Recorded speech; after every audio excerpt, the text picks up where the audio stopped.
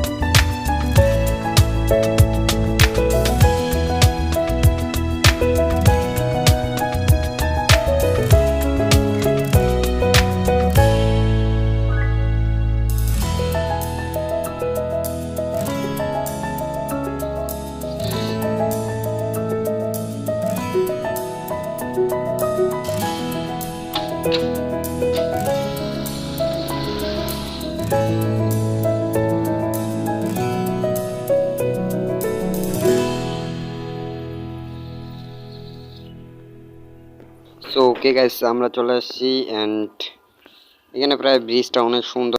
এই ব্রিজটাতে অনেক প্রবলেম হয়, এই জন্য সাইডে আরেকটা নতুন ব্রিজ দিচ্ছে। সো কি ভাই, ব্রিজে অনেক সমস্যা ভাই, ভয় লাগে।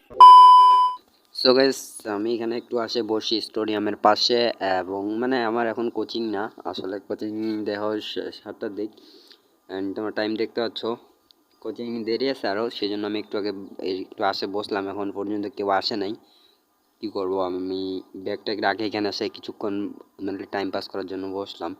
পিছে আমি একটা অনেক বড় কাহিনী দেখতে পেলাম।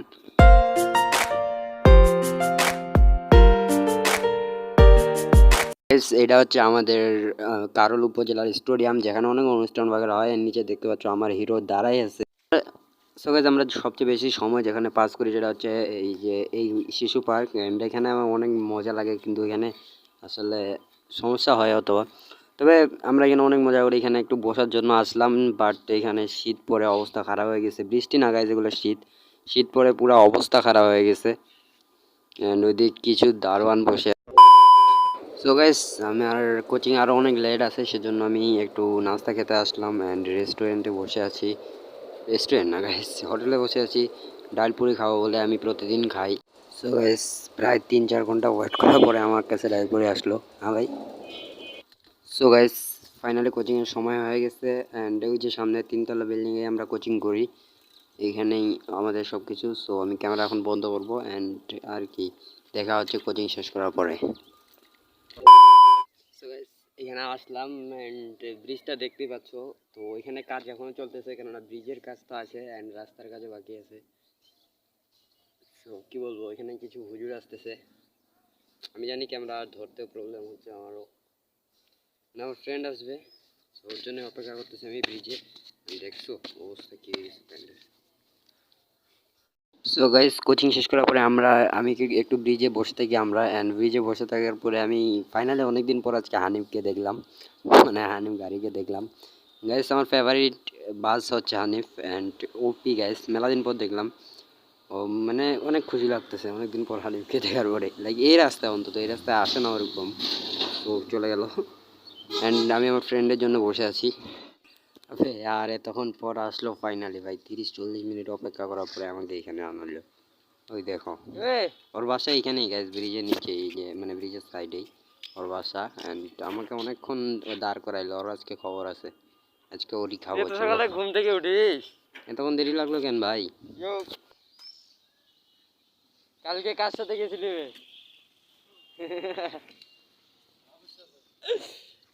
মাসুম ভাই, এই যে আমাদের টিকটকার, এটা আমার ইউটিউব কন্টেন্ট হয়ে যাবে, টেনশন নেই। আমাকে বুঝাই দিচ্ছে।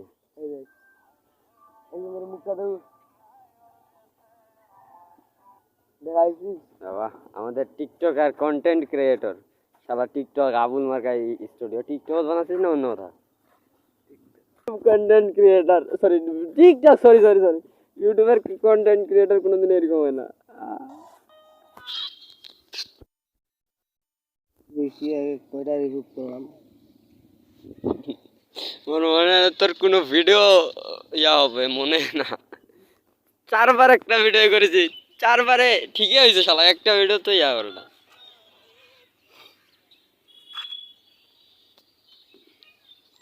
ক্রিয়েটর নাকি ওরা, ইউটিউব কন্টেন্ট, টিকটক কন্টেন্ট।